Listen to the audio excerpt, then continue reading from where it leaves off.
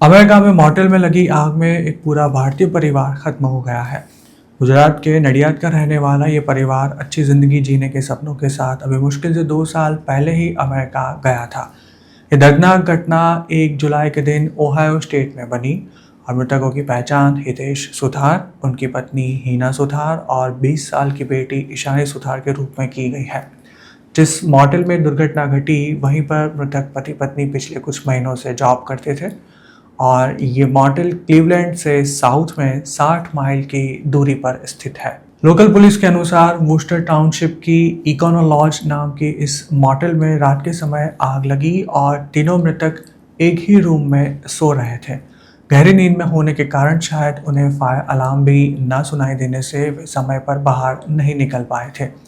उनके बगल में जो रूम था वो भी आग की चपेट में आ गया था, लेकिन उसमें रुके हुए गेस्ट को बचा लिया गया।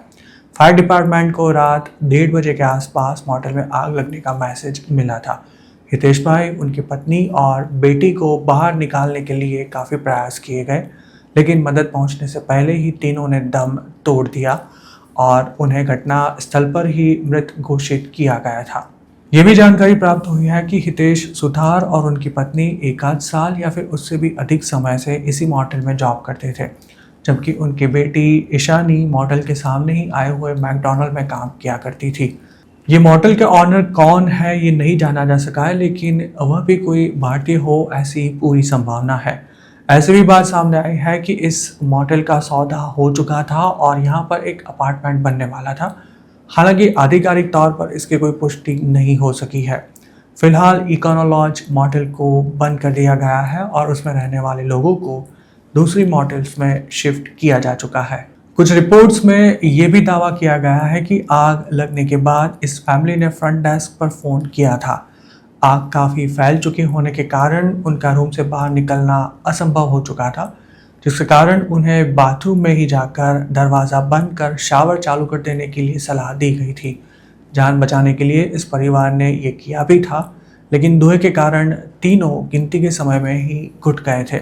आग पर काबू पाने के बाद जब सारे रूम में जांच की गई तब रूम नंबर 315 के बाथरूम से गुजराती दंपति और उनकी बेटी के मृतदेह मिले। मृतकों की बॉडी कायहोगा काउंटी मेडिकल एग्जामिनर को सौंप दी गई है। उनकी मौत के कारण की आधिकारिक पुष्टि ऑटोप्सी के बाद की जाएगी।